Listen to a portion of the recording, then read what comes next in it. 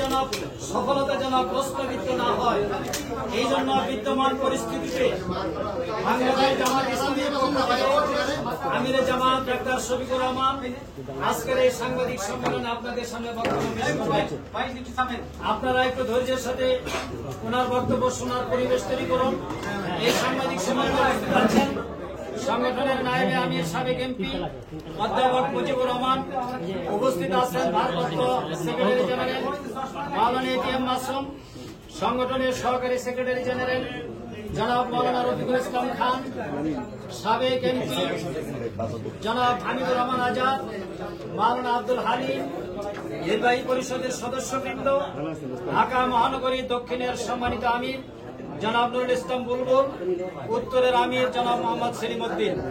এখন আমিরে জামাত ডাক্তার শফিকুর রহমান আজকের এই সাংবাদিক সম্মেলনে বক্তব্য পেশ করছেন। আসসালামু আলাইকুম ওয়া রাহমাতুল্লাহ।